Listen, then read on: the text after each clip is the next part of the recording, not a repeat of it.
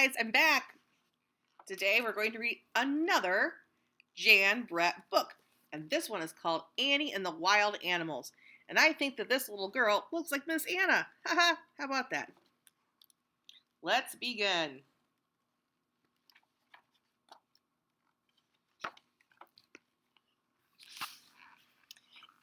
It had been snowing for days and winter was lasting too long. Something was wrong with Annie's cat.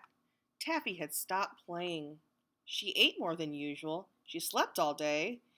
And she curled up in strange places. One morning, Annie could not find Taffy anywhere. She looked and looked, but Taffy was gone. Annie was lonely. I need a new friend, she thought. Annie placed a corn cake at the edge of the woods. She imagined a small furry animal coming out of the woods and becoming her pet. In the morning, the corn cake was gone. In its place stood a giant moose. He's too big for a pet, Annie thought. I'll have to try again. That night, Annie left another corn cake at the edge of the woods. The next morning, the moose was back, and a snarling wildcat was there too. He's too wild to tame, Annie thought. Annie put more corn cakes at the edge of the woods. The next morning, a big growling bear was there with the moose and the wildcat. He's just too grumpy, Annie thought.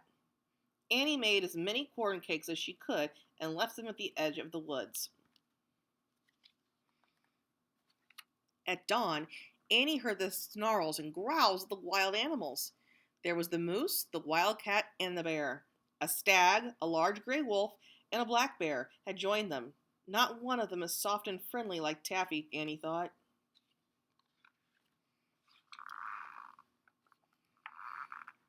All the next day, Annie made corn cakes and left them at the edge of the woods. All night long, she heard the sounds of the wild animals eating the corn cakes.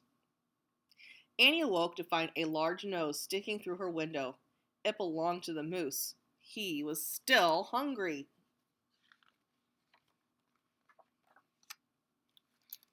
There were wild animals everywhere. They roared for their next meal.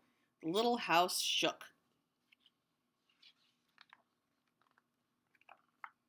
The animals wanted more corn cakes, but when Annie looked into the barrel of cornmeal, it was empty.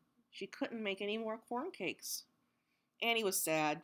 She would never find a pet now. She missed Taffy so much. All night, a warm breeze blew from the south. The snow melted.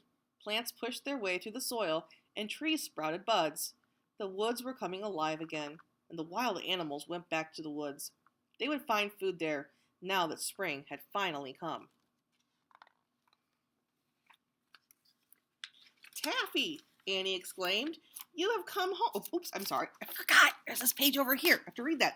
Then, as unexpected as the warm spring breeze, Taffy walked proudly toward Annie.